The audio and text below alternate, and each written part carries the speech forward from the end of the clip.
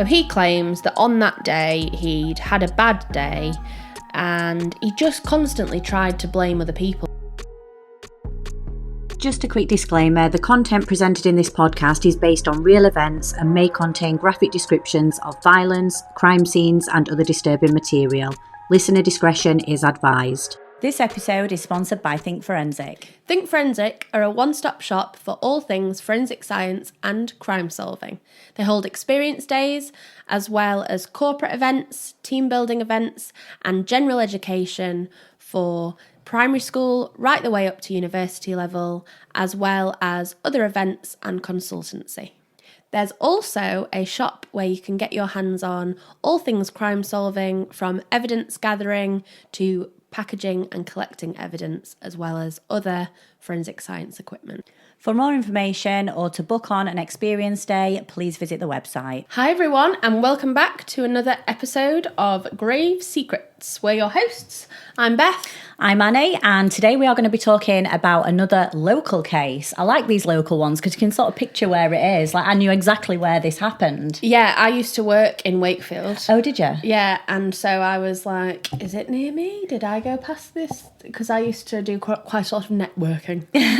So I used to drive around all kinds of places in Wakefield. Right. And so, yeah, I was like, do I know it? Yeah, I did. I had a little look on the map and I thought, I actually know where that is. And when they mentioned a pub further down the road, yeah. I was like, have I had a meeting there? Do I know where that is? Yeah. So today we are going to be talking about the murder of Wendy Spees. And this is in Wakefield in West Yorkshire. So it is very local to us. UK. Yep, UK based. And it was the 15th of March in 1994 when Wendy Spees was murdered at her home in Wakefield. It led to a nationwide manhunt for a guy who then later became known as the shoe fetish killer. And it sounds like a bit of a weird name to call someone, but it will all make sense when we go through the episode. And a lot of people in this case were quite worried because it did actually first remind them of another killer in West Yorkshire. It sounds like we've got loads here, doesn't it? Yeah, no, it's not that common, but you may have heard of the Yorkshire Ripper before, Peter Suttcliffe. Yeah, it's quite a famous one within our area and within the UK, really. Yeah, definitely, because he actually committed horrific crimes against 13 women. He'd attempted to kill more, but actually killed and murdered 13 women. And because the offender in this case wasn't identified to begin with, the worry from the community and the police was that there was another attacker similar to the Yorkshire Ripper on the loose. Yeah, so in the case of Peter Suttcliffe and the Yorkshire Ripper, the police were actually quite heavily criticised for their work that they'd done and not finding the offender quick enough.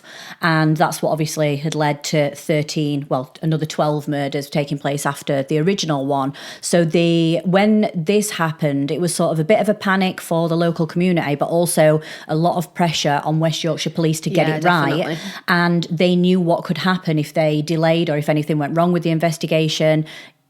There could be more murders, and I think that was a real panic in general. Yeah, there's a lot of pressure on a local case like this anyway, but then when it's completely escalated by the fact that that's then potentially... It's compared, isn't it? Yeah. It's compared to someone who was, killed more women, but just as bad. Yeah, horrendous. So thankfully... further murders were not committed after the murder of Wendy.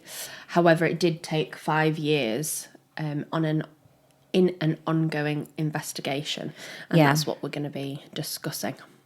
Yeah, it did take, when I looked at this and I thought, oh my God, it was over 5 years.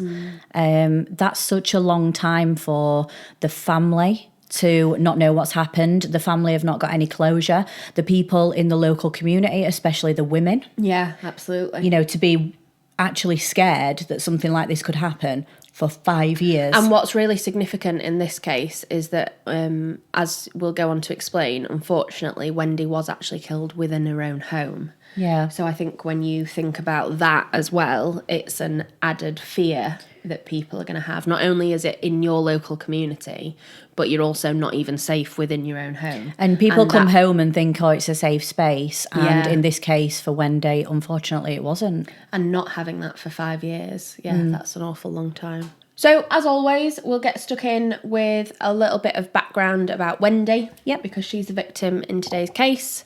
So, Wendy Speakes. Again, there's not much about her childhood. Couldn't find much about childhood. No, I couldn't. But there was a lot of stuff about her background in general during her sort of adult life. Yeah. And I found a lot of quotes about what people were saying about her, which sort of gives the picture of what sort of a woman she was. Yeah, absolutely. So she was married at 21. Yeah. She was actually in the RAF, which I thought was really cool. Yeah, I did. In general. And that's where she met her husband. And again, they were both in the RAF and met, then went on to get married and then have 2 daughters, one named Tracy and one named Leah. We do hear from Tracy quite a lot throughout this case, and I didn't hear anything from Leah, so I'm guessing she's chosen to be the one, sort of doing things behind the scenes. But Tracy is very vocal about a lot of this stuff and vocal and open about the case and about her mum, and she fought so much, which I'm sure Leah did as well in the background, but she was sort of like the face of it, fighting to get justice for her mum. She's been on This Morning, she's been on all kinds of, she's made a lot of TV appearances. I saw a lot on Tracy. And what I found interesting is that you can tell how much she just wanted to get her point across. There's a few documentaries about this case, and in one of them that I saw, it was almost as if they obviously cut it so you can't see what the interviewer has asked, but it was almost as if they've said, and if there's one thing that you can leave the audience with that you want them to know about your mum, what would it be?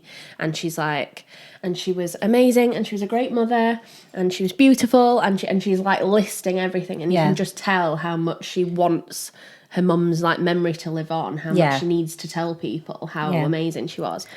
And Tracy actually said that her mum had got no enemies. There wasn't people who disliked her mum. She got on with everyone. She was like a member of the community. She did live quite like a quiet life, and she liked her peace and quiet, but she was much loved by everyone. Yeah. So that makes it even more, for the police when they're looking at a suspect in a murder case, you think, well, is there anyone they've had disagreements with? Is there anyone that doesn't like them? Yeah. And there was just, in this case, no one, because not one person that the police spoke to had a bad word to say about Wendy. I mean, I hate confrontation, and I'd like to think I don't get in a lot of arguments, but there's definitely a couple of people that my friends and family would be like, yeah, you could probably ask them if they've got anything to do with it. Do you know what I mean? I think I'm a pretty chill person, but there'd still be a couple of people to look into. With Wendy, it just doesn't seem like there was anyone that had any grievances against her. No. So by the time of the case, as we've mentioned, it was in 1994. But Wendy had actually divorced Richard, her husband, at this stage. And so her and the girls had moved to Balm Lane in Wakefield, and they'd got a little end terrace house. And that's where she effectively raised the girls. They were just starting a new life, weren't they? And Tracy said it was a really good upbringing. They had a really good childhood. Just the 3 of them were almost like sisters rather than a mother-daughter relationship. Yes. And they named themselves, didn't they, the Three Musketeers. And they went on holiday together. They did things together. And it was almost like she was the third sister, wasn't it? Yeah, absolutely. And it sounds like they could talk to their mum about and we've talked in other cases about how crucial it is when you've got a good relationship with your parents. Yeah.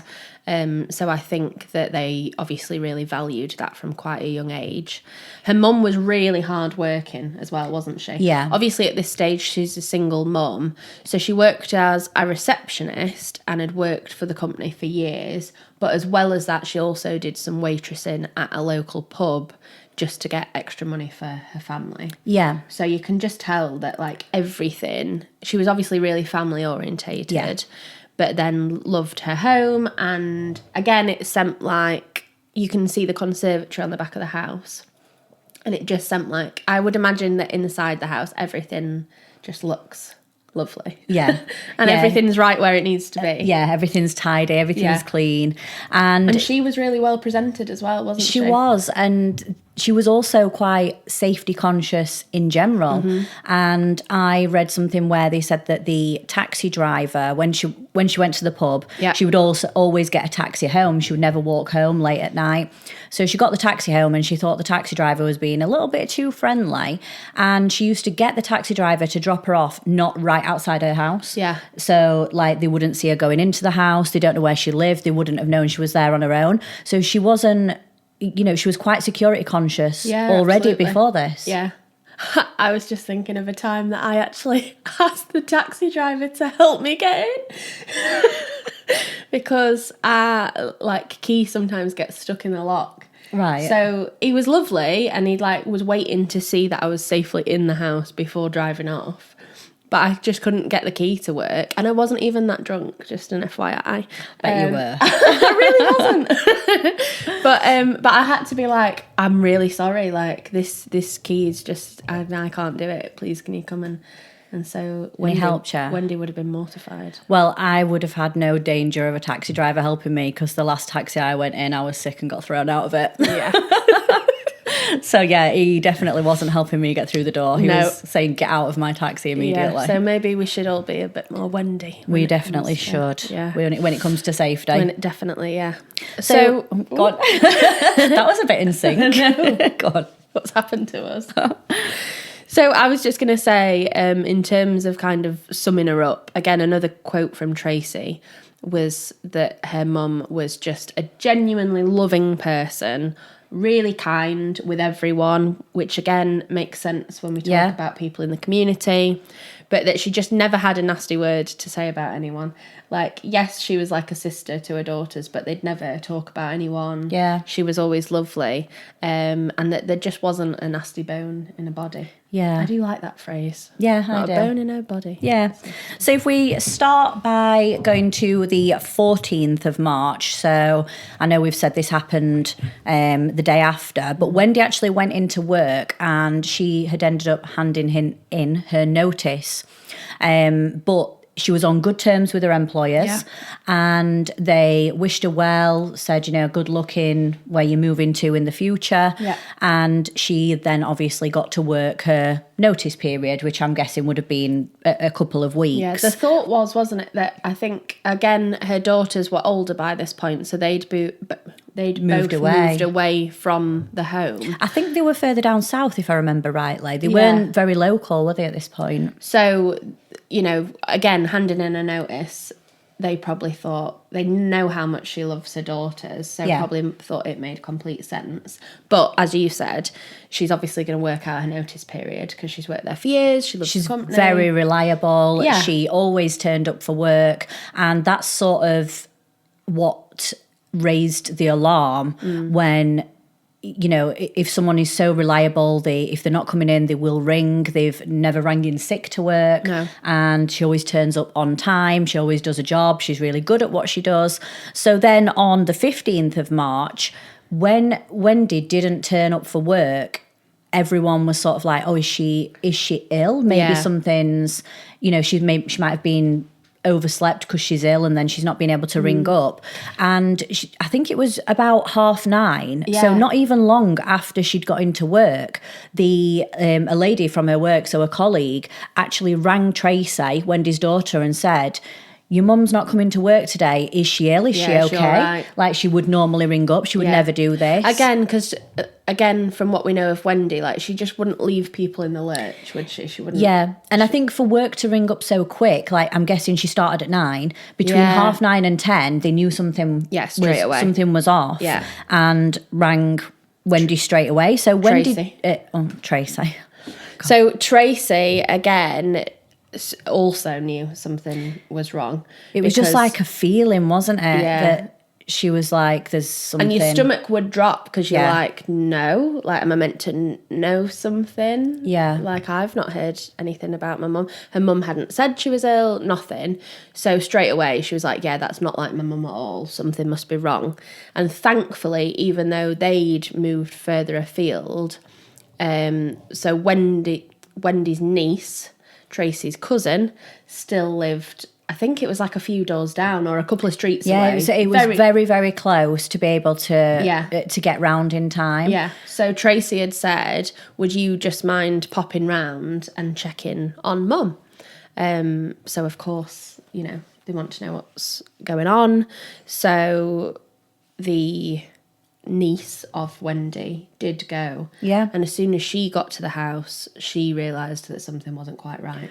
Yeah, we said earlier that Wendy was quite security conscious, and she didn't normally use the front door of her house. She went around and always used the conservatory door. Yeah. But the niece, I didn't get a name for the niece. I couldn't find it anywhere. Maybe she wanted to stay anonymous. So when the niece got there, she realised that the door was actually open. And that's one of those things that you watch in crime dramas, isn't it? When they try the door, yeah, and you can see it slightly ajar, and you're like, oh, something's gone on here. Like, that's already jarring. Yeah.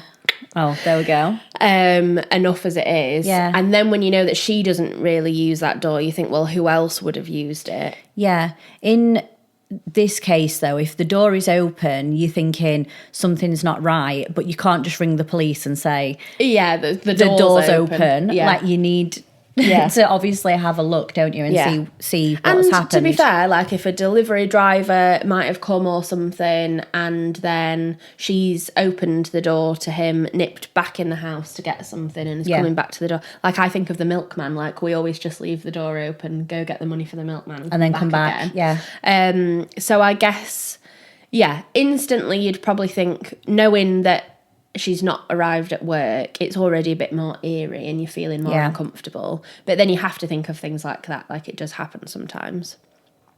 But then upon entering the house, that's when Wendy's niece saw that things just weren't right. So Wendy was very neat and tidy, and she kind of looked into the kitchen, and there was just Wendy's shoes all over the kitchen floor. Now, again, we all love a stress about what shoes we're going to wear and a clear out of shoes, but I doubt that Wendy kept her shoes in a cupboard in the kitchen. So it seems odd that they'd all just be in there. And all be all over as well. If you're having a sort scattered out, you'd be getting them out and saying, right, these are going to go to charity shop, these are going in the bin, I'm going to keep these. Not like throw everything everywhere. And Wendy would be there. She'd be there sorting them out. Yeah. But no sign of Wendy. Didn't hear anything from her. Her shoes are now all over the place. And so the niece thinks, there's definitely something wrong here. Calls out for Wendy, and there's just no response. So at that stage, she thought, right, I don't want to go any further into the home, and thank goodness that she didn't. Yeah. So left and then rang the police. And the police were pretty quick, weren't they, to get there? They were, yeah. And it was the police that actually found Wendy's body, and I feel like that was probably the best situation for the police. Yeah, absolutely. Rather than Tracy going round and checking up, or the niece going upstairs and finding that they would never get the image out of their head. No. They'd probably have PTSD. They'd be very traumatised from that. Yeah. So, and I mean, they might even have PTSD just from that. Like, just knowing. Without seeing, and especially what we know now in terms of the shoes. You know, even just that sight alone is really eerie. So that potentially is, well, it just would be triggering. Yeah. Wouldn't it? So the police had arrived at the crime scene. It was, like Beth said, the End Terrace house, and it was a guy called Bob Taylor, who was a retired detective chief superintendent. I had to write that down because I was like, that is a mouthful to get out. Yeah. And it was him who actually went into the house, and the first thing that he saw was the downstairs. There was under the stairs, there was a cupboard that was open. And it makes sense that you would put your shoes make more in sense that cupboard there than under the kitchen. stairs. Yeah. And the shoes that were all over the house had been pulled out from that cupboard under the stairs. So he's thinking at this point, the rest of the house looks very tidy. Yeah. She's not a person that's messy and leaves stuff out all over the place, but yet there is shoes all over. Equally, and this bit made me smile because it's something that, like, our family do as well. Shoes, I mean, I think what's the word? The superstition is new shoes on a table is bad luck. But like my grandma, for example, if you put any shoes on the table, she's like, get them off. Yeah. And apparently there were also shoes on the table. And again, that's something that Wendy just wouldn't have done. Tracy said, didn't she, my mum would never have done stuff like that. She would never have put things on the table. So the police then obviously looked around the rest of the house, and they went upstairs into the bedroom, and that's where, unfortunately, they found Wendy's body. That must have been a horrible thing for the police. I know, they're sort of trained and that's what they deal with in their job. Yeah. But I just can't help but thinking how horrible it still was for Bob. Yeah, absolutely. And they said that at the time in like 1994 in Wakefield, it was a lot of, city centre drunken brawls and kind of crimes like that, but you're not getting like this. You're not getting gruesome attacks against women in their own home. Yeah. And unfortunately they found Wendy at the end of her own bed in a pool of blood. And they could just tell straight away that it looked like she'd been sexually assaulted. That was later confirmed. Yeah. But that then she had been stabbed. And that's, again, at this stage, what looks like cause of death. Yeah, and the police said there was a lot of blood and it was a very gruesome scene. And bearing in mind what they've seen before and what they're trained in, for them to say, how bad it was. Yeah. So they obviously straight away would start looking for evidence. And one thing that they did find that they found a bit strange was on the bed there was 2 stockings that were tied together, and they've sort of got loops on the end of them. Yeah. And they were saying, well, what could these have been used for? And right at the beginning, the police officer said, well, it could be, the like loops are quite small. They could have been restraints for her. Yeah. So, and again, if you've ever worn stockings, you know how not flimsy, but they're really delicate, aren't they? Yeah. And again, if they get caught up with something else in the wash, it stretches them, and then they're no good. Yeah. So there's no way that Wendy would have been tying knots in her own stockings and making loops. Yeah. Because you'd just ruin them. You'd absolutely ruin them. Yeah. So it just seemed like, again, thought out, but from another person's perspective. Yeah, definitely. And on the bedside table next to the bed was a pair of like court shoes.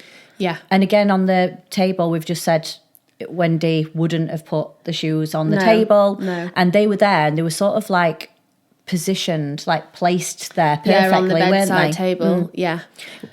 And then, but again, considering that everything else is such a mess, that's odd. Yeah. And there was also a print left where her knife would have been. Again, so the thought was that the attacker had put the knife down at some stage and then picked it back up again. Yeah. Because there was like an imprint, an impression. Yeah. You'd say an impression, wouldn't it? Yeah. And Wendy was actually wearing some blue shoes that Tracy mules. said. You don't hear of mules very often. Tracy said that they were definitely not her mum's shoes. Her mum wouldn't have worn those blue shoes. No, again, like the black stilettos that were on the bedside table were Wendy's and were like really nice, like quality shoes. But these mules that she was found to be wearing were like an odd turquoisey colour. They weren't in very good condition. They were a bit like in between a shoe and a wedge, weren't they? Yeah. I found them really strange. I've never seen shoes like that ever, and they were damaged. You see, I go in a lot of charity shops, so I see quite You a see few them all the like time. that. But they weren't like, they didn't look like they'd been looked after, basically, did they? No. So it seemed odd that, again, we knew that they weren't, they found out that they weren't Wendy's, but it wouldn't have made sense for them to be hers in the first place anyway. No. So, again, it appeared that Wendy had been sexually assaulted violently, and then she had been stabbed. Again, and again, this is awful for the family, but she had been found with her tights and underwear pulled down. Yeah. So again, it seems like quite a quick, quite a sporadic attack. You know, whether or not she was already wearing that, and then the attackers just taken, threatened her, and then there was, I think it said that she'd been stabbed 9 times in the back and the neck. And one thing that Tracy did take away from this is that her mom probably would have died instantly from the first stab wound because it was puncturing her lungs. So her lungs would have filled up and she wouldn't have known about the rest of the attack. So that's some sort of, it's not even peace that she took away from it, some sort of knowing. She wouldn't have been in as much pain if the first one had have rendered her unconscious. Because I think it was 2 in the neck, wasn't it? And then on the back. Which again is just cowardly, I thought, because stabbing someone in the back suggests that you can't even bring yourself to look at them. You know, usually when it's especially with like sexual assaults, generally it's strangulation. And they're looking at their victims. They want to see their victims. But she was faced away as well, wasn't she? But face this down. seems like he didn't have the kind of, I don't know. You call it cowardly, but then you don't call it bravery. So it's an odd one, isn't it, language-wise? But that he couldn't look Wendy in the face.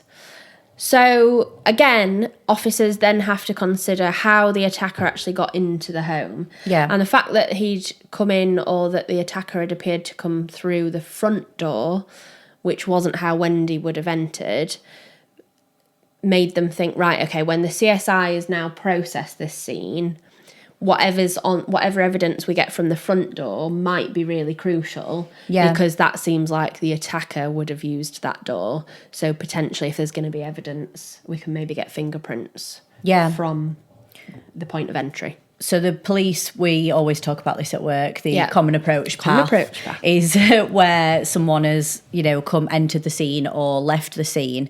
And once you've got the common approach path and you think this is where someone has entered the scene, you could have a look and you could even walk through it yourself in sort of a reconstruction as a police officer or a CSI. And is what I would be doing is walking through and thinking, well, if I came through this door, what would be the next thing that I would touch? What would I do? What would I touch the door handle? Would I push the door open? How did it open? So you'd look at all these different things, and then for the cupboard, the shoes are out of the cupboard. Was the cupboard already open? Did he touch the door handle? Is the shoes are in the kitchen? Did he go into the kitchen?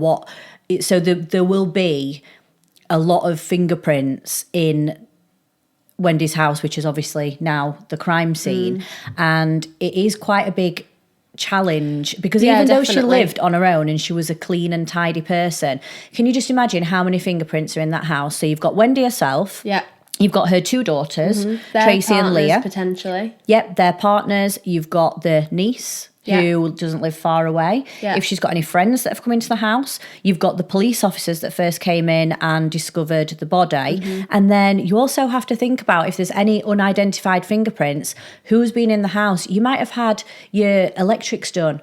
You might have had we had our alarm tested not long ago. There'd be the alarm man's fingerprints on our alarm system. And these are all just workmen that are totally innocent, but they have been in the house and they will have left their fingerprints. And unfortunately, when you live on your own, those kind of instances when people have just popped into the house aren't the kind of thing that anyone would have any knowledge of. Because it's just one of those things where you're like, oh, I've got the boiler man coming today. You're not going to probably talk about it, unless someone says, what are you doing after here? You're probably not going to mention it. So it just becomes a bit of a minefield, which is why it's so important for the CSIs to try and assess what information, what evidence they can gather that's going to be most pertinent to the case. Which is why, like you say, you have to kind of put your mind in the mind, put yourself in the mind of the offender to work out what is most likely to have come from them. And still at this point, there is still no motive. And in terms of from the police point of view, you have now got someone who has committed a serious sexual assault and a murder who is free. around somewhere. They could do it to someone else. Like, have they targeted it? Like, there was no motive, so that means it could have happened to anyone. Yeah, anyone this is the thing. If there's kind of a trigger, if they can pinpoint a trigger, then it's a lot easier to be able to say, like, right, we'll either set up like a honey trap where they set up a fake situation for the offender, try and lure them out. Yeah, or, you know, it just becomes a lot easier to focus your attention there. But if there's seemingly no trigger, seemingly no motive, then an unprovoked attack on a woman as well. Yeah, then where do you even begin? And this looked like a stranger attack. Yes. So we've spoke before about most murders are someone that you know. And for this to be a stranger attack, which is also rare, but then if it's a stranger attack, there's loads more strangers outside that he could do it to. It's almost like if you know the person, they've targeted you, you could think, well, you know, this was the target. They're probably not going to go out and be doing it to someone else. He could have been down the street doing it to someone else as they were speaking. Yeah. Yeah, you just don't know. So the only way that officers can start is by gaining intel. And so the way that they would do that is to speak to people. Yeah. But while they're speaking to people, we'll come back to that. Obviously, the process in the scene. And when the CSIs went in, we've talked about all of the different fingerprints that there would potentially be, but they did have blood samples as well. Yeah, and the blood samples were on the wall. Was it next to the door? Yeah, they had blood on the wall next to the door. They had, and on the door frame. Yeah. And they thought from the blood, and again, you can tell an awful lot from blood spatter, spatter analysis. Spatter, I was making sure I hadn't said an L there, but I'm not used to doing it right. Yeah. Don't get them muddled up. That they didn't think that it was Wendy's blood. Yeah. So, again, you've got swabs taken from there. And then, luckily, again, they identified that the offender probably came through that front door. And when they looked at the door handle, on the inside of the door handle, there were actually some prints. Yeah. Some partial prints. So, again, they think, right, okay, well, this is where we start. This is our kind of key evidence. Yeah. And then you work your way out from there. We always say, though, you just mentioned a partial print, and people think that if you get fingerprints at a crime scene, it is really good evidence, it is solid evidence. But the thing that people don't realise is no one walks through a door and perfectly places their hands and goes like this. Yeah. And it's all like... You just grab the door, you might wipe your hand might be wet, and we get so many partial prints that a lot of the time you're not getting any perfect prints in a crime scene. People don't come in and just put their hands all over the wall, do they? And even if you grab something, you might have left your fingerprint on it, but it will be smudged. Yeah. It will be a partial print. You might even get palm prints. So I feel like when they say fingerprints on TV and everyone's like, oh, yeah, that's it. Yeah. Stick it through the database, you get a match straight away, that is it. It doesn't actually work like that. No, it's not the case. And like we've just mentioned that there's potentially the offender's blood there. But again, if there's no DNA match already on the system, you're not just going to ping back with your offender straight away, like you see in like CSI or whatever. And it's like, oh, it's this guy. And again, in terms of the way the offender had gone about the attack, they'd actually left semen on Wendy's body, which the police officers could see. So obviously they haven't tried to get rid of the evidence. They've just left the evidence. But then inevitably that then needs to be tested, which does suggest to me that the offender didn't think that they would get caught based on that. I thought with this one that if he'd not committed any crimes previous, he knew he wasn't on the system. It was kind of safe. So he thought, I'm not going to be as careful. Yes. Because I'm never going to get caught for anything else. Now I've got away with one, I'm going to get away with anything. They sort of think they're invincible. Yeah. And if they've not got caught for anything up until that point, then their DNA, like we've said, is not going to be on the system. I thought it's kind of one of two things, isn't it? It's either like, well, I've never done this before, so I'm not going to get caught, therefore I can leave this evidence. Or it's when an offender's been interrupted and they've not had chance to kind of get rid of the evidence or clean the crime scene. But in this case, it doesn't look like there was any interruption, so it would be the first option. Or he's done it before and not got caught. Yeah.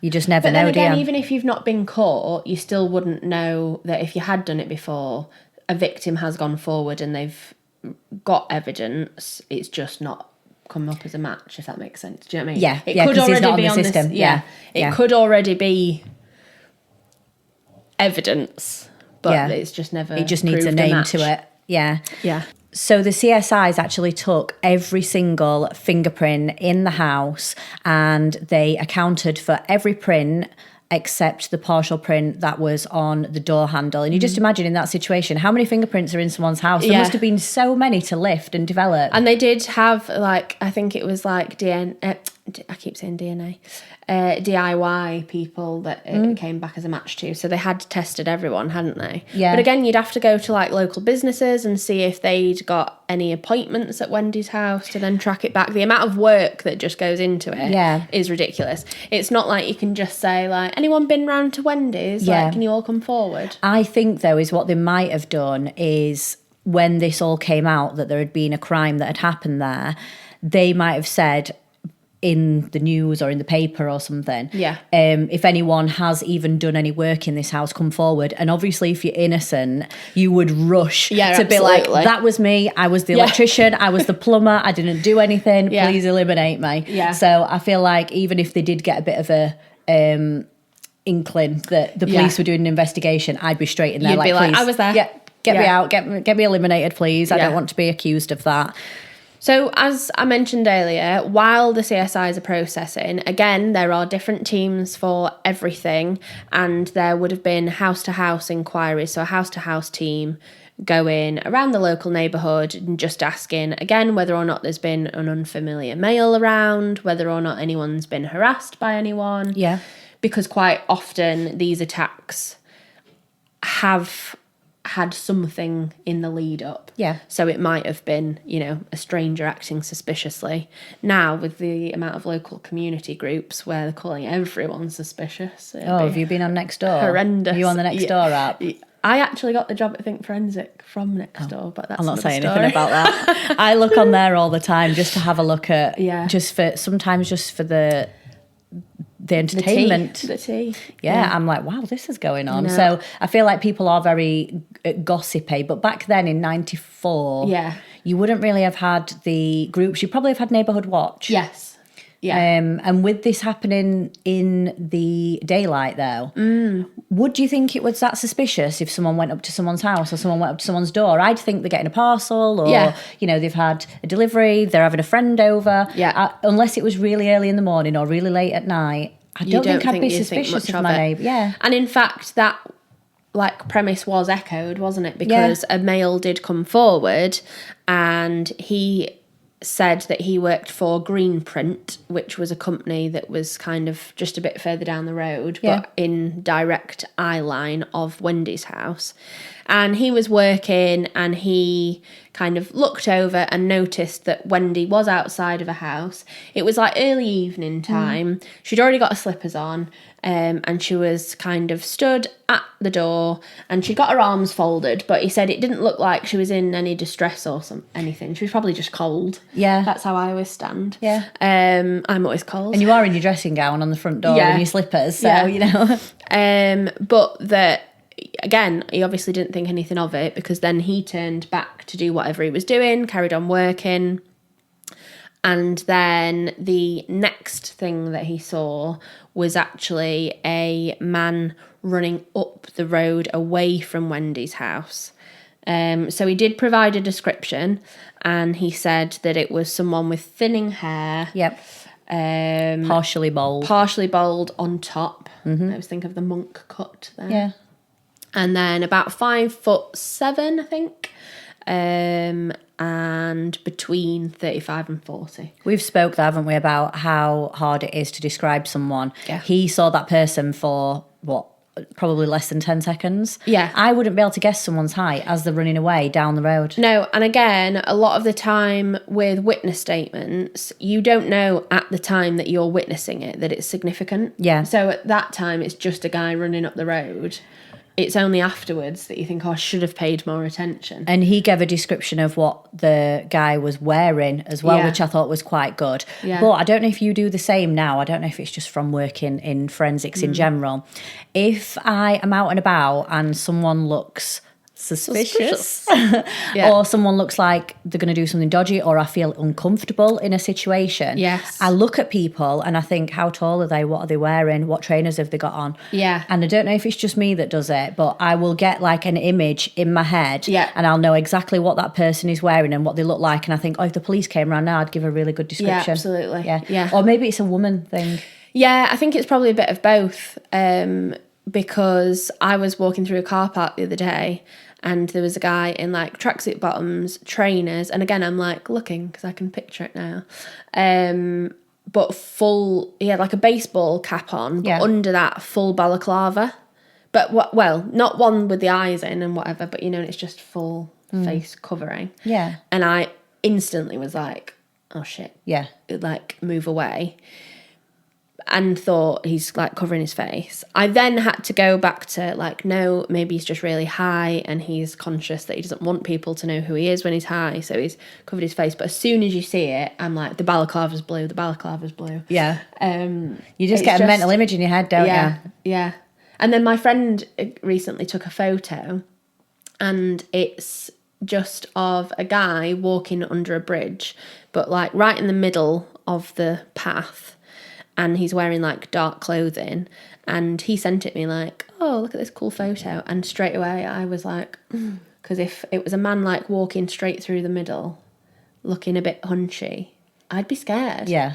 Whereas he's obviously just a like, guy that's taking a cool picture, and I'm like,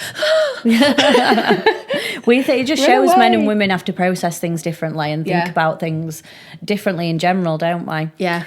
So if we go to the partial print that they found on the door handle which was unaccounted for, so the only fingerprint that was unaccounted for in Wendy's house, the police did their usual, put it through the database, and because it's a partial print, there might not be as many points to match up. Especially not in 1994. No, the system wasn't anywhere near what it is now. It wasn't as advanced. It was nowhere near as good as the stuff we've got now, and it actually didn't bring a match back. So is what they did back then, they put the fingerprint into the system, and instead of it bringing a few back, I think now, did they say it were 15 that it brought back? Yeah. Back then, it used to send the top 100. So the top 100 had come through, and then you'd need the fingerprint expert to sit and look at those 100. So it's a lot more work, isn't it, for the fingerprint experts? Yeah, now I think it's like 36, and then that narrows down to like 15. And it depends how much of a good print you've got as well. So if you've got a bang on full print, you will get it narrowed down more. Whereas if you've got partial print, you might end up with more than 36. It's going to be really difficult. Yeah. It always makes me laugh because whenever you say into the database, every time you do it, you always go into the database. So you've now got like a potential witness testimony. Yeah. And description. You've then got this partial print, but unfortunately it's not bringing anything up in the system. So they're still at a dead end, really. There's not much to go on. Even though there was quite a lot of forensic evidence at the scene. So the police then think, right, okay, let's look at other elements of the evidence from the scene, and that was the shoes. Yeah. Strange with all of the shoes being out, then the placed shoes on the bedside table, then obviously these mules that Wendy was seen wearing that weren't hers. So they quickly come to the conclusion that the likelihood is that the offender has a shoe fetish. Possibly even a foot fetish, but definitely a shoe fetish. So they were trying to pull out suspects and thought, right, again, how best do we do this? Because unlike, if you put in the newspaper, can anyone come forward if you've been to the house? They'll probably be like, yeah, that was me. Whereas if you say, like, if you walk into a pub and say, can you put your hand up if you've got a shoe fetish, please? Like, I can't imagine. It's a bit of a different level, isn't it? Yeah, I can't imagine that many men would be. Go forward. Yeah. So what they decided to do is they did actually put a kind of article out in the Daily Sport. And I think, again, at that time, it was a lot more...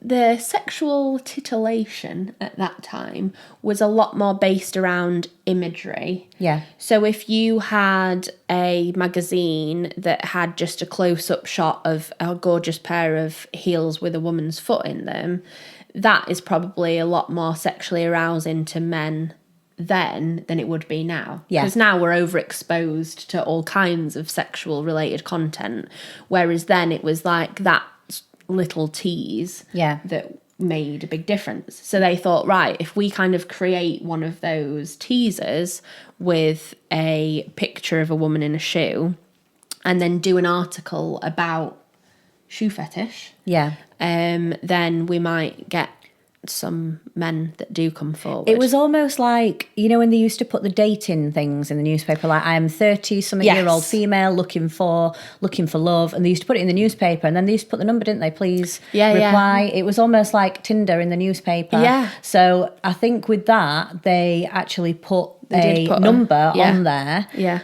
And the number then went through to a woman that they spoke to on the phone, and then it was all really weird. She's like, I've got loads of shoes, love. I've got some shoes. Do you want to come to my house? Yeah. And she sort of, I don't want to say lured them in, there, but she did. But when the men would get to the house, instead of this woman being there and them thinking they're going to get, you know, some nice shoes and some sexy legs, they have then met with two big burly men, police officers. Yeah. So I can imagine they got the shock of their life when they walked through that door. And then it didn't only stop there, then they were DNA tested. They took swabs then. So they think they're coming around for something sexual. Yeah. It's met by two men and a DNA swab. Can you imagine the anti-climax there? Yes. You'd go like... You never reply to anything in an article ever again after that. No. That would make for a good story back at the pub, though, wouldn't it? It would, yeah. Right, you'll never guess what happened to me. Yeah, but if you're going to admit it, you would admit it. Oh, yeah. You just tell people. That's true, yeah. But like back Most then, people, I guess, wouldn't. I bet they wouldn't say, I replied to an article. Yeah, about shoe fetish. Whereas you would actually find it funny to tell me. Yeah. I also just think that this is completely off topic. I also think that, like, just women with a strong Yorkshire accent just isn't sexy. No, I think it's the least sexy accent. I always find it so funny when like they're doing like these phone calls and stuff, and I just think, anyway. We ain't got the best accent. No. So again, they're like, right, okay, we've got quite a few men now replying to this. We're taking their DNA swabs. They're then testing them. Again, a very lengthy and expensive process. Yeah, they weren't all going... So I thought all the samples were going to be going straight to Wetherby because that was the Forensic Science Service at the time. Yeah. The Forensic Science Service is shut down now, but that was a place where all the police sent all their evidence. Yeah, it was like centralised, wasn't it? It was like a central hub for all the evidence. But in this case, I saw that Bob Taylor said that some of the samples actually went to London as well. So they didn't all just go straight to Wetherby like I thought they would. I'm imagining that was probably because of the urgency. Like, they could probably run them through quicker if you sent them down to London. Yeah, but then you've got to get them there. But then, and then in the meantime, that time it probably wouldn't have been any quicker. So I don't know why it was. I don't know why it was London. I didn't. But yeah, the Forensic Science Service was a really good like central hub for all the forensic evidence, and you knew that it was going to be tested the same as well. So it's got the same rules and regulations. Whereas now everything's been privatised, and the evidence that the CSIs find at a crime scene goes out to different companies. So you've got like LGC will test things. You've got all these different forensic companies, and you think, what's their standard practice for everything? It might slightly vary between the companies. One and another. So, again, unfortunately, nothing came back from this, again, like honey trap almost. They didn't find any matches with the DNA, so kind of back to square one. Yeah. And it got to the stage where they were actually looking at offenders or potential like copycats that were already incarcerated at Wakefield Prison. Because Wakefield Prison is in the city centre, in the town centre. Yeah. It's not like your prisons where I imagine going to a prison and it'd be like down into, the countryside and it's there and it's secluded. This is actually in the middle. Yeah. So it's like, again, because you know what I'm like, I love a prison wall. Love a prison. So in Manchester, they are further out. Yeah. And like, yes, there'll be like housing estates nearby and stuff, but it tends to be more of a like rundown area, not bang in the middle. When I tell you that Wakefield is in the middle, really in the centre, so much so actually I used to work for a marketing agency in the centre, and I wanted to do a drone video that went up round the top of Wakefield and then dropped down on our offices. Yeah. And we were in a no-fly zone because of the prison. Wow. Because even though we were in the centre, you couldn't, it was a drive away to the prison, but it was all a no-fly zone because of that. Yeah. And again, I think in some cases, Americans have heard of Wakefield Prison because it's actually more commonly known as Monster Mansion because it does house some of the most prolific serial killers. Yeah. In fact, it's where Harold Shipman actually took his life. Yeah. Dr. Death. Dr. Death. So, yeah, there are a lot of offenders in there. So they were trying to work out whether or not there was any potential links. Yeah. And then they also looked at like local sex offenders in the area, checked out the sex offenders register. They took DNA from men in the local community in general. And again, all of this, as we keep saying, just takes so much time. And it did get to the stage where officers were, specialists in maybe house break-ins or in car theft. So they had their own cases ongoing other than the Wendy as well Spees as this case, yeah, but they were then spending their own time in addition to their other cases still trying to filter through and find evidence, find the offender for the Wendy Spees case. And I think it's quite strange though to go from no offences at all straight into something like this. We spoke about it before on the podcast, and there's normally a bit of a build-up at least. Yeah, definitely. This is very, very extreme to go straight in for your first offence and your first murder and rape and how violent it was as well. Yeah, but then there was kind of nothing to suggest that there had been prior offences, so it kind of just all didn't add up, did it? It just It's a bit out of the blue, if you ask me. But then, thankfully, and obviously incredibly bravely, a witness did come forward and she contacted the police anonymously. Yep. She wanted to stay anonymous all the way through, didn't she, as well on this? Yeah, which you can completely understand, can't you? Yeah. Especially knowing what we know now, which we'll come to. But she stated that she lived about a mile away from Wendy and that relatively close to the time that Wendy's attack occurred, she'd actually had a male come to her front door and at around 5 p.m, again a similar time, and asked for directions to Flanshaw Drive, which was, again, not that far away. Not far away, yeah.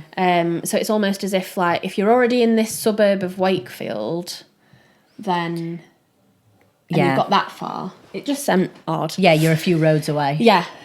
So you just keep wandering, wouldn't you?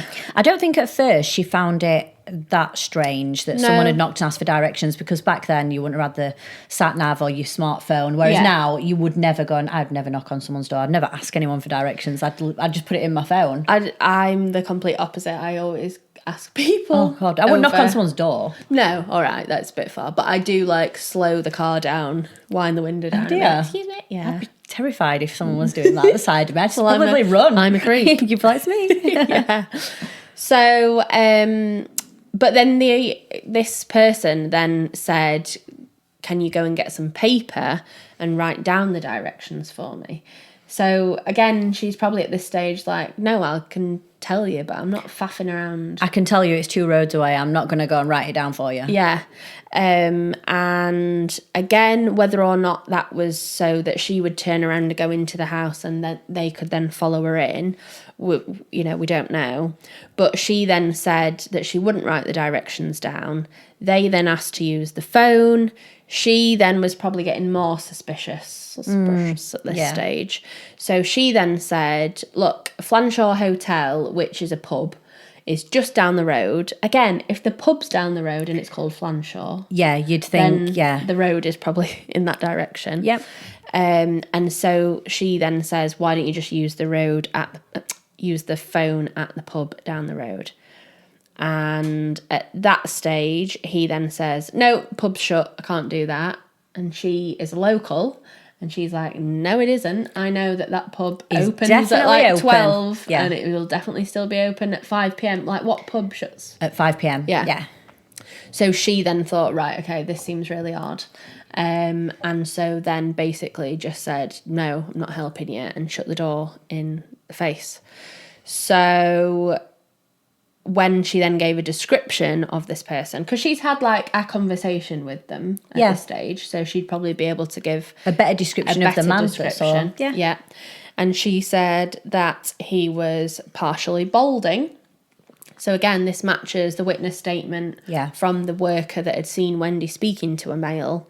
And so actually they then brought in another cohort of men that were partially balding. Imagine they getting called out for that. I know. Are you a sexual offender, murderer, and you're partially balding? I know, can it get any worse? Yeah. And took, again, loads more DNA profiles from those men. And again, you can just tell how desperate they are to catch this offender. Yeah. So, again, unfortunately, nothing. They didn't come up with anything. And we're at a bit of a standstill yet again. Yeah, and actually a few years had passed and no progress was being made. But Bob Taylor did say there wasn't a day that went by where there was no activity on the case or no one was working on it. Someone was doing something every single day related to the case. Yeah. So that was so obviously Wendy had been attacked and murdered in 1994. And then it wasn't until June 1996 that we get just a little inkling of a potential lead.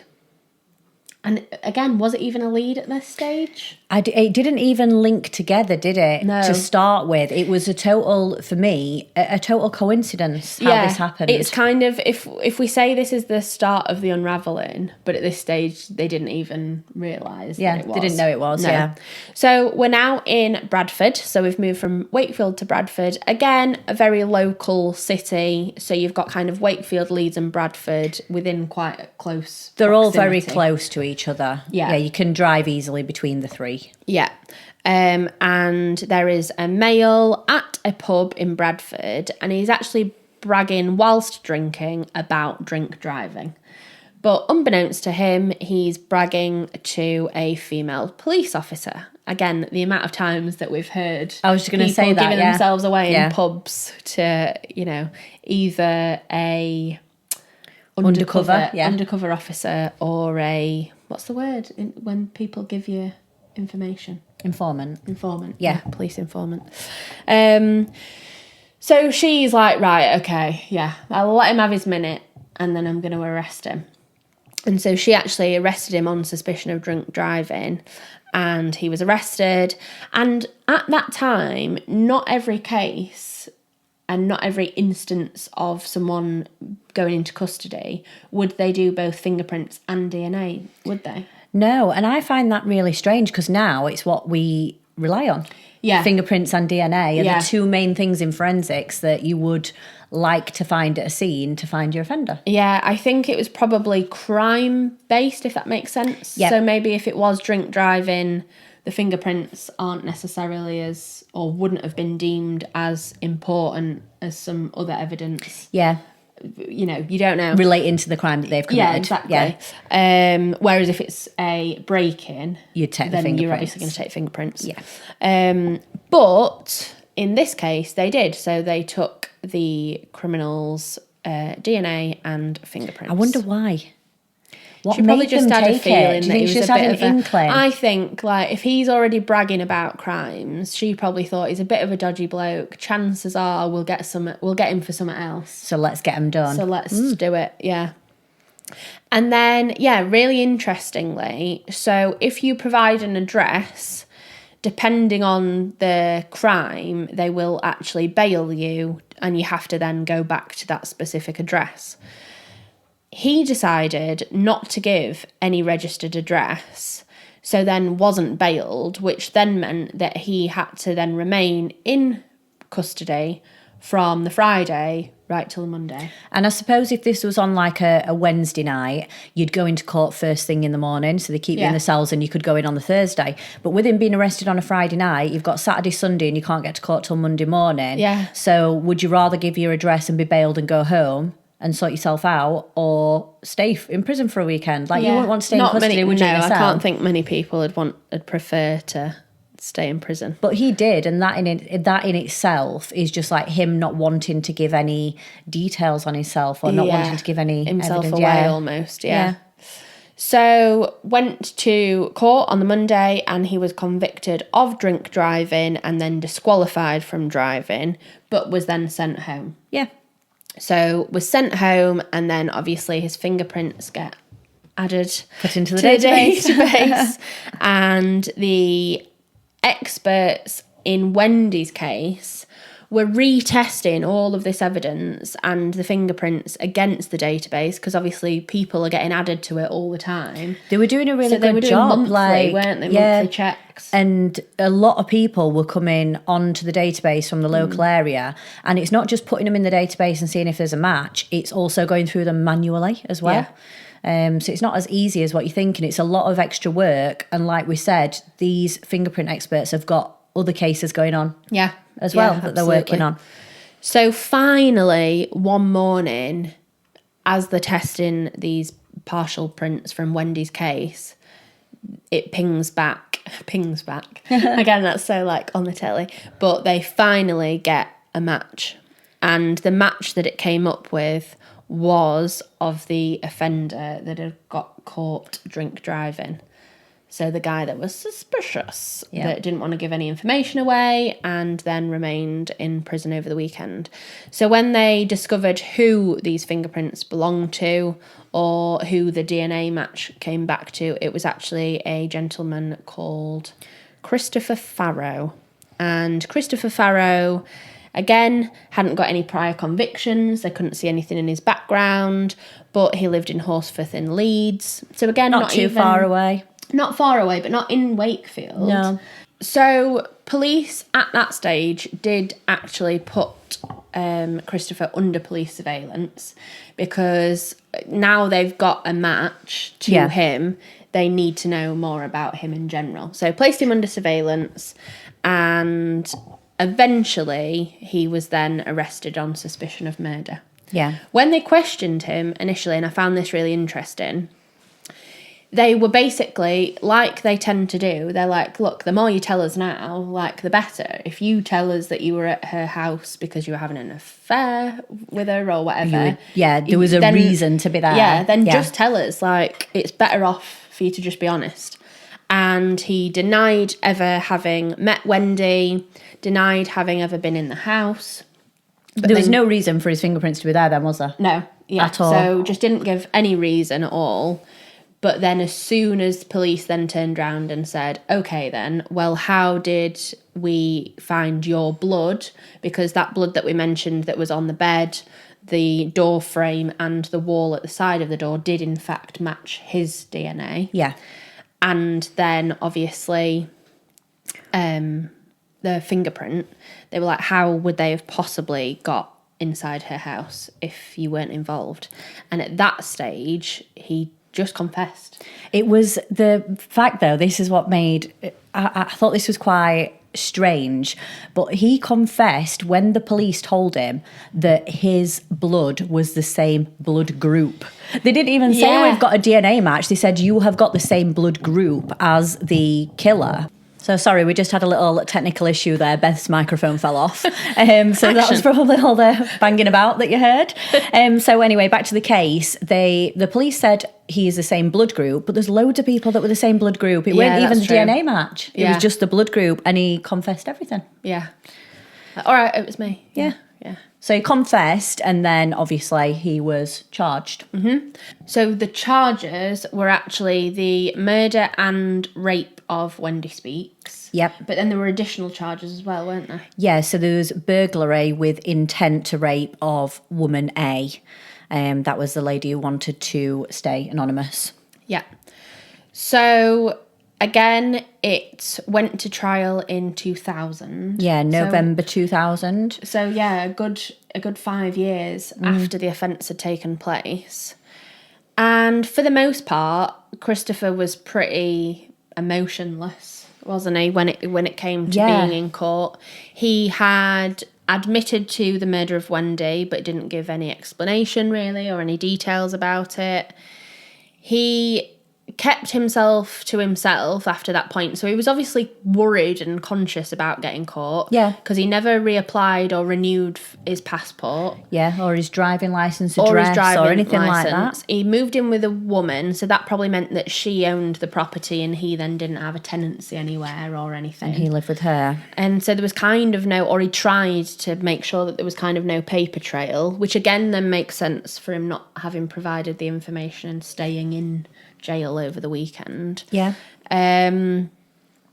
But he never just never gave any reason for it, which... That's even worse. There was no motive. There was no reason. It was...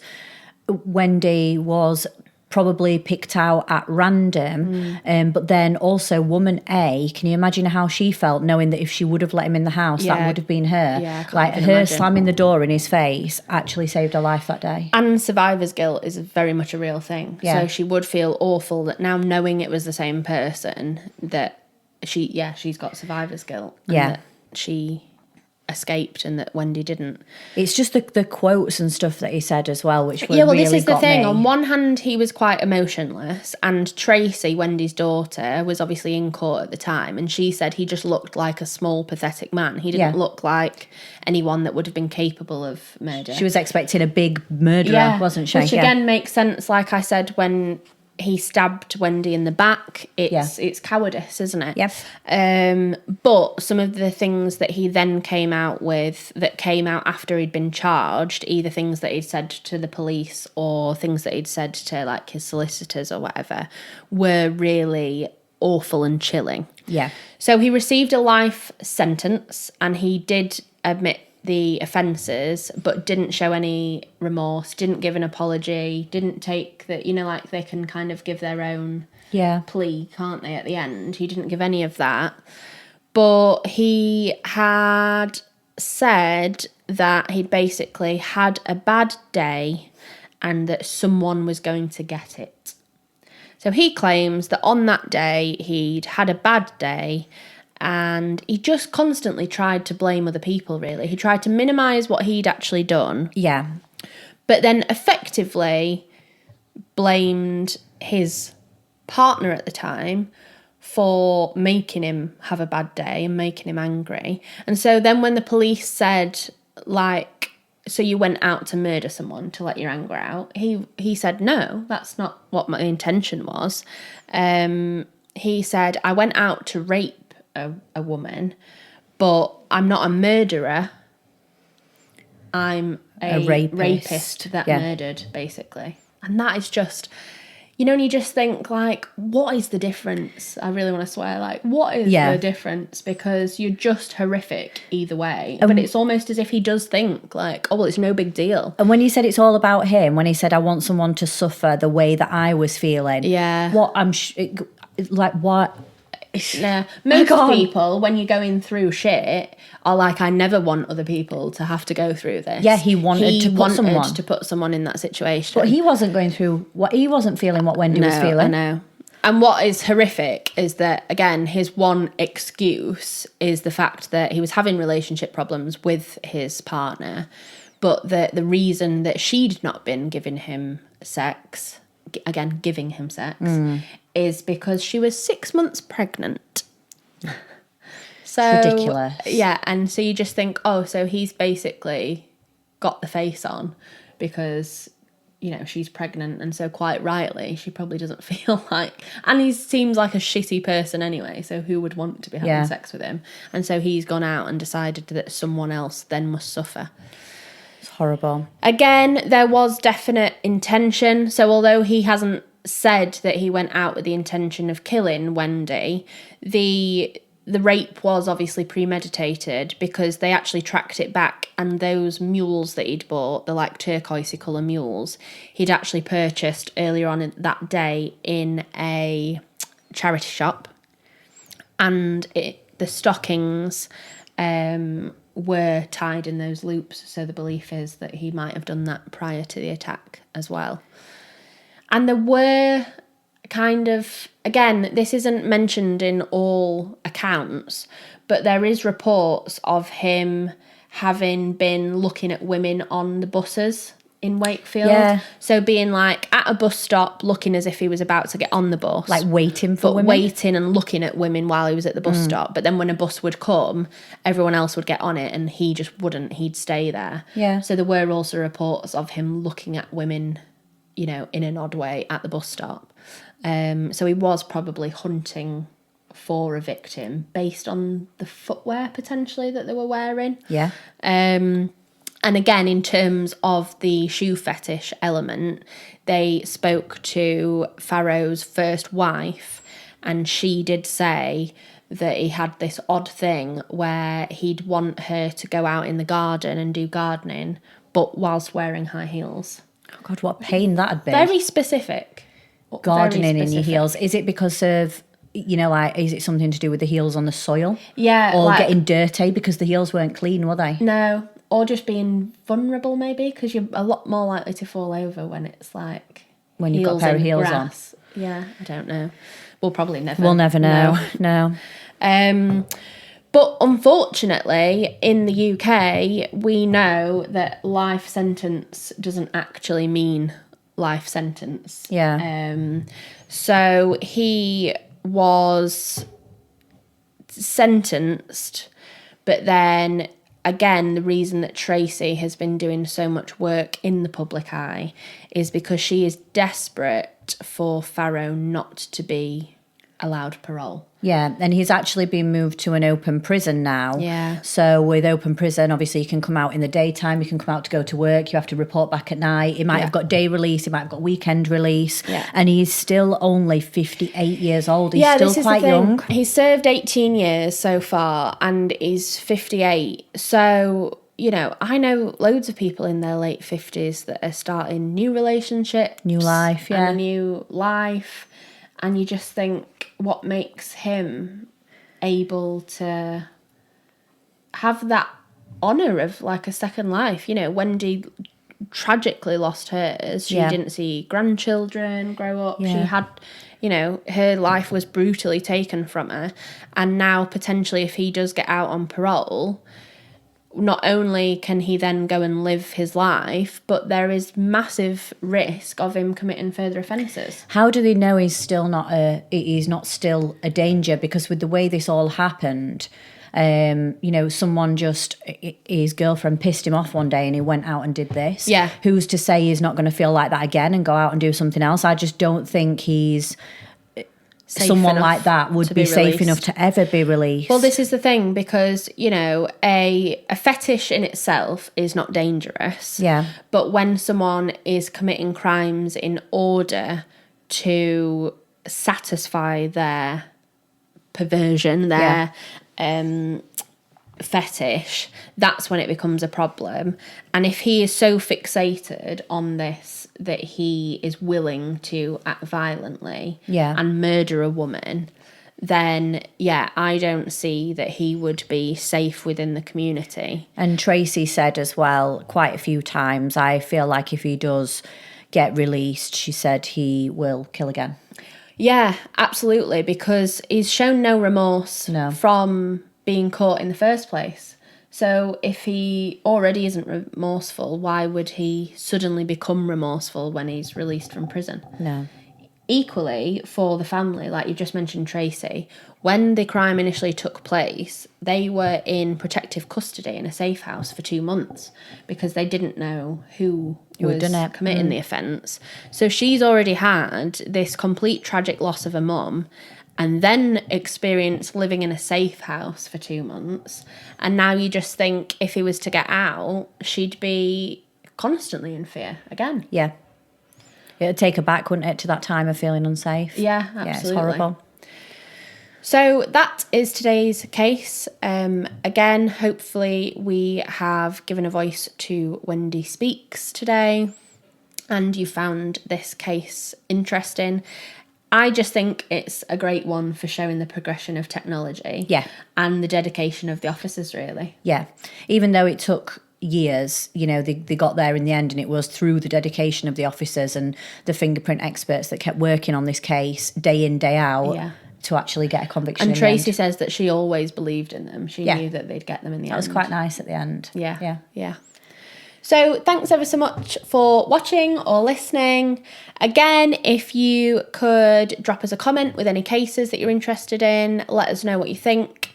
And if you fancy leaving us a review, Go on, leave us a review. If not, we will see you next Monday for another episode. Bye. Take care.